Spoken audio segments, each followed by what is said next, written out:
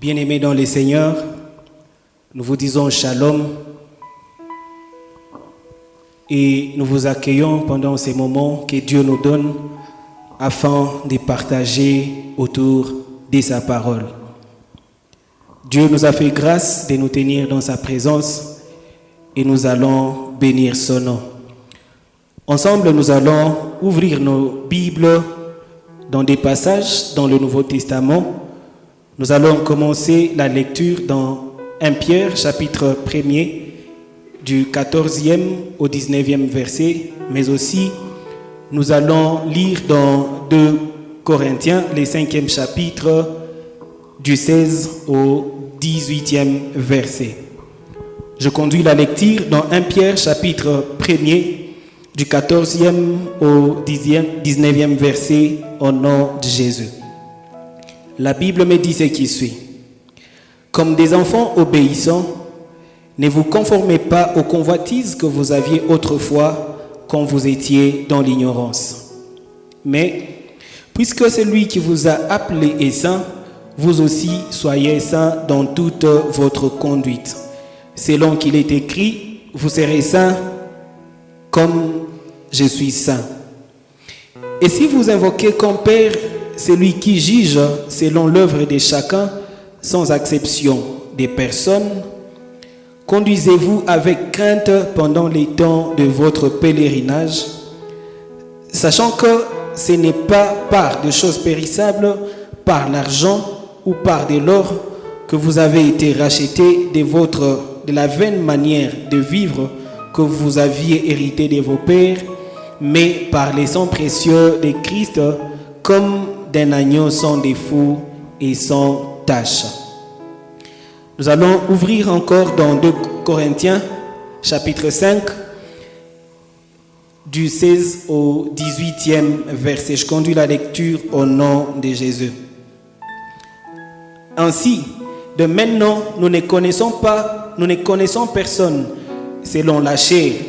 Et si nous avons connu Christ selon la chair, maintenant nous ne le connaissons plus de cette manière. Si quelqu'un est en Christ, il est devenu une nouvelle créature. Les choses anciennes sont passées, voici, toutes choses sont devenues nouvelles. Et cela vient de Dieu qui nous a réconciliés avec le Christ et qui nous a donné le mystère de la réconciliation, parole du Seigneur. Nous allons prier. Seigneur Dieu, nous te bénissons et nous te rendons toute la gloire. Parce qu'il t'a plu que ce matin nous puissions nous tenir dans ta présence afin de parler de ta parole. Qu'il te plaise, Esprit de Dieu, de nous enseigner car tu es l'enseignant par excellence. Je prie pour mon frère, je prie pour ma soeur, afin que Seigneur Dieu, ce que tu as réservé pour chacun de nous, cela nous soit accordé ce jour. Que la gloire et l'honneur te reviennent à jamais. Au nom de Jésus. Amen. Nous bénissons Dieu pour cette lecture que nous venons de faire dans 1 Pierre, chapitre 1er, du 14 au 19e verset. La Bible est en train de nous rappeler de la nature que nous avons en Christ. Nous sommes devenus en Christ une nouvelle créature. Et donc, la vie chrétienne ne devrait pas seulement se limiter à cette appellation, mais elle devrait plutôt être caractérisée par des principes et des bases qui seraient mises en pratique pour un objectif de rendre gloire à Dieu et de devenir honnête dans toute notre conduite. Il est important de recevoir Christ et d'être appelé chrétien, mais il est encore plus important de savoir mener ou conserver sa chrétienté jusqu'à ce que le Christ revienne pour prendre son Église. Important de garder sa chrétienté car nous avons été tous rachetés par les sangs précieux de notre Seigneur Jésus-Christ. Il faut lutter pour cette vie. Il faut se battre afin de conserver sa vie chrétienne. Et quelqu'un était en train de chanter disant « Combattant jusqu'à la mort, fidèle jusqu'à la mort, chrétien jusqu'à la mort, je serai toujours combattant, fidèle et chrétien jusqu'à la mort. Pourquoi il a fait allusion à se dire « Je serai toujours chrétien et combattant jusqu'à la mort », c'est parce qu'il savait que dans la marche chrétienne, il y a beaucoup de choses qui entrent en jeu et qui peuvent nous amener à nous écarter du chemin de Christ. Et il s'est dit « Je serai toujours combattant jusqu'à la mort, jusqu'à ce que Christ revienne prendre son Église ». Le thème sur lequel nous allons échanger ce matin, nous l'avons intitulé « Ma nouvelle identité pour une vie intègre ». Ma nouvelle identité pour une vie intègre, tel est le thème sur lequel nous allons partager ce matin. Et ce message a comme objectif amener chaque chrétien à mener une vie de fidélité, une vie de pureté, afin d'être trouvé honnête dans toutes ses voies d'une part.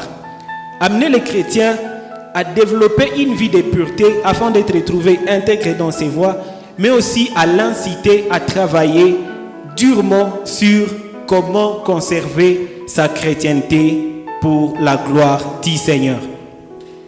Le texte que nous avons lu dans 1 Pierre chapitre 1er, du 14 au 19e verset, nous parle de certains principes ou de certaines caractéristiques que les chrétiens devraient revêtir afin d'être trouvés intègres dans ses voies.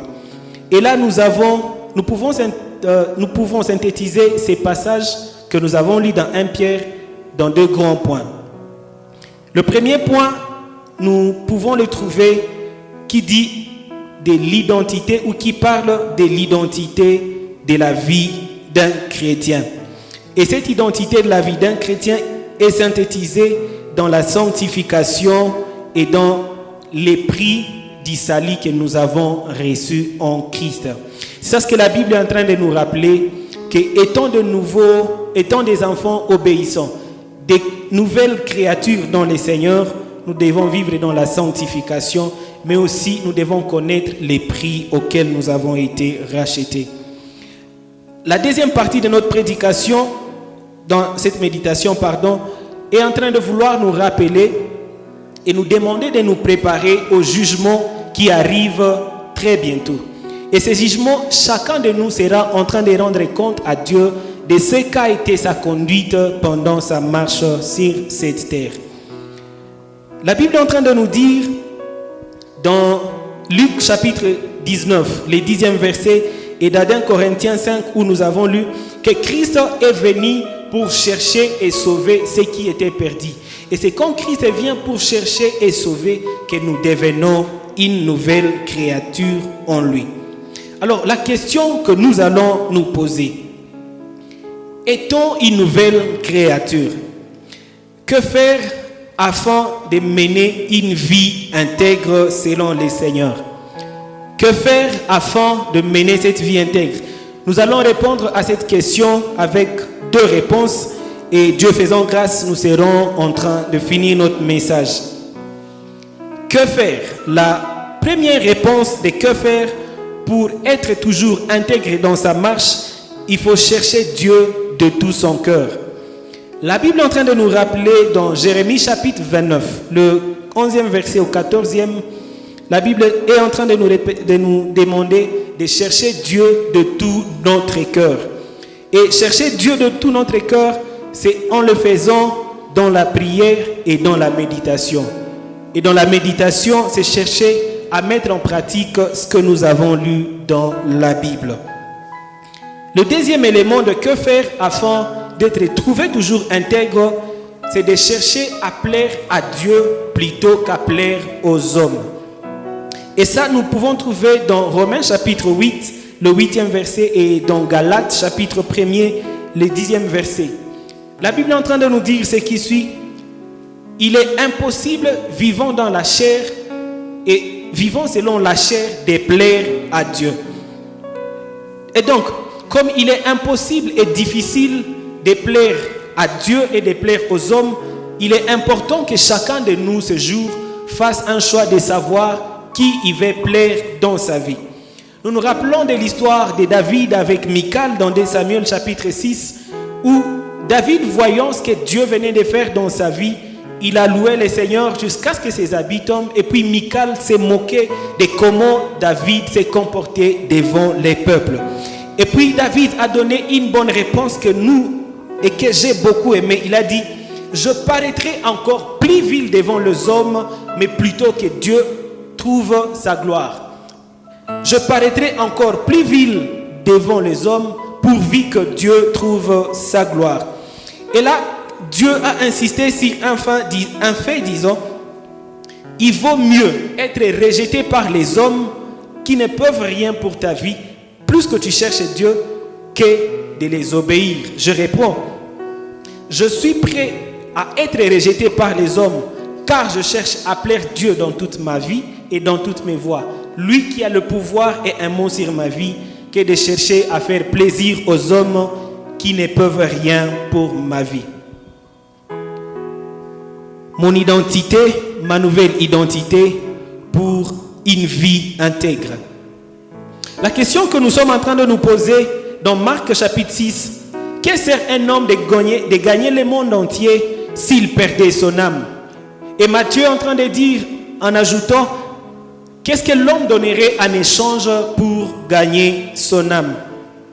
Et je me dis, comme nous sommes devenus de nouvelles créatures dans le Seigneur, ce n'est plus moi qui vis, mais plutôt c'est Christ qui vit en moi. Et celui qui est en moi est plus fort que celui qui est dans ce monde. Ce jour, Dieu veut nous appeler à donner notre vie au Seigneur. Dieu veut nous rappeler d'une chose. Nous nous sommes dit être nouvelles créatures. Est-ce que notre façon de marcher est en train de témoigner de Christ? Est-ce que nous vivons la vie de sanctification, la vie de crainte de l'Éternel? Il est important, chacun de nous, ce jour, de vouloir prendre une décision, car le jour vient où tu pourras dire, si je le savais. Mais ma prière, c'est que tu saisisses de ces instants afin de reconnaître la façon dans laquelle tu marchais et revenir au Seigneur. Comment faire pour plaire au Seigneur dans toutes ses voies? Et c'est là que nous serons en train de finir notre message. Comment faire pour plaire à Dieu dans toutes ses voies? Galates, où nous avons lu en train de nous dire, il est impossible de vivre selon la chair et d'espérer être trouvé digne devant Dieu. Et nous voulons dire, pour être trouvé intègre et plaire Dieu dans toutes nos voies, il nous faut vivre dans la sanctification. Un Thessaloniciens en train de dire, ce que Dieu veut, c'est votre sanctification. Et dans Hébreu, il est en train de nous rappeler, cherchez la sanctification et la paix sans lesquelles personne ne verra Dieu. Il est donc important pour chacun de nous, étant une nouvelle créature, de développer cette vie de sanctification de tous les jours. Deuxième point, comment faire pour plaire à Dieu dans toutes ses voies? C'est de vivre la crainte de l'Éternel chaque jour. Dans 2 Corinthiens, au 7e chapitre, la Bible nous dit, purifions-nous de toute souillure de la chair et de l'esprit, en achevant notre sanctification dans la crainte de l'Éternel. Et Psaume est en train de nous dire, même dans Proverbe, que la crainte de l'Éternel, c'est le commencement de la sagesse. Celui qui peut se dire être une nouvelle créature devrait donc chercher à vivre chaque jour de sa vie dans la crainte de l'Éternel. Et une phrase que Dieu m'a mise à cœur, c'est de dire que les comportements que tu adoptes ne soient pas influencés par la présence des frères et des sœurs dans le Seigneur à tes côtés, mais que cela dépende de la présence de Dieu qui habite dans nos cœurs. Si notre comportement devrait être influencé par les frères qui nous connaissent, alors nous ne vivons pas encore la crainte de l'Éternel. Comment est-ce que tu es en train de vivre ces jours? C'est encore possible de revoir notre manière de vivre. C'est encore possible de revenir au Seigneur, car la Bible dit, celui qui est en Christ, il est une nouvelle créature. Et donc, nous ne nous appartenons plus à nous-mêmes, mais nous appartenons désormais à Dieu. Et c'est lui qui a les derniers mots dans la vie, et nous dépendons de lui. Ma nouvelle identité pour une vie intègre ne veut dire que, quoique vivons dans la chair, Faisons un effort afin de vivre la sanctification et la crainte de l'Éternel. Et c'est alors que nous serons en train de plaire à Dieu. Je nous invite chacun de nous à prendre une minute pour réfléchir de comment il est en train de mener sa vie, lui qui s'est dit une nouvelle créature. Nous serons en train de prier. Et quand nous serons en train de prier, chacun de nous sera en train de se poser la question: si les gens me voyaient, ma conduite reflète-t-elle la nouvelle identité que j'ai acquise dans le Seigneur? La Bible nous dit que nous avons été rachetés pas par un prix qui se dévalue, qui se déprécie, pas par de l'or, pas par de l'argent, mais nous avons été rachetés par le sang précieux.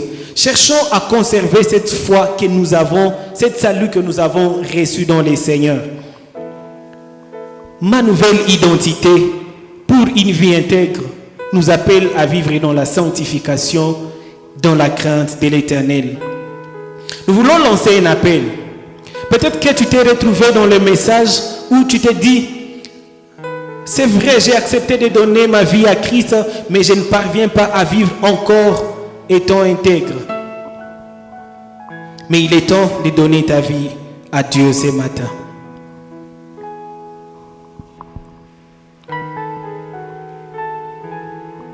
E Bwana, ninaja kwako, mnyonge mimi, naja kwako. Tazama jinsi ninavyolemewa na mzigo wa dhambi zangu. E Bwana. Chacun de nous sera en train de se rappeler de comment il est en train de marcher avec le Seigneur. La Bible nous appelle juste à la sanctification et à la crainte de l'Éternel. Est-ce que tu peux imaginer combien tu es en train de marcher avec le Seigneur et dire: je suis prêt à abandonner mes mauvaises voies et venir te suivre? Il est le seul qui est capable de te donner une nouvelle identité. Il est le seul qui est capable de transformer ta vie et de t'appeler enfant de Dieu. La Bible me dit que l'Esprit rend témoignage à notre esprit que nous sommes enfants de Dieu.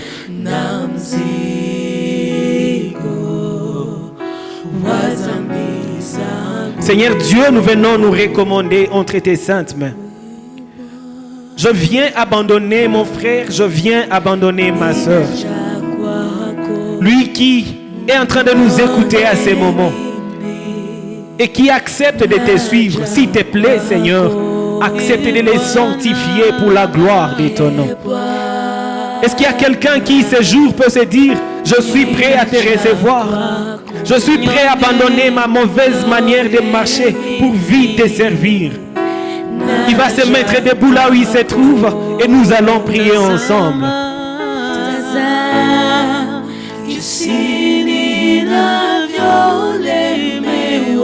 Alléluia. Béni soit-il Jésus.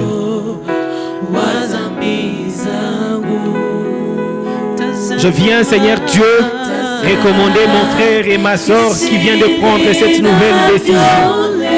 Seigneur Dieu, tu le connais mieux que chacun de nous. Est-ce que nous demandons, Seigneur Dieu, parce que autant il y a de la joie lorsqu'il y a une âme qui revient au Seigneur, je prie que tu déposes dans son cœur la joie de te connaître et de te servir. Ma nouvelle identité, Seigneur Dieu, m'appelle à vivre dans la sanctification et dans la crainte de l'Éternel. C'est alors que je serai en train de te plaire dans toutes mes voies. Sanctifie-les, ô Dieu, et pardonne-les de tous ses péchés et inscris son nom dans les livres des vies. Que l'honneur et la gloire te reviennent, toi qui vis et règnes pour toujours. Nous te bénissons, Seigneur, au nom de Jésus. Amen. Que Dieu te bénisse et qui te donne sa joie, toi qui viens de prendre cette décision. À lui la gloire et l'honneur pour toujours. Nous te bénissons au nom de Jésus. Amen.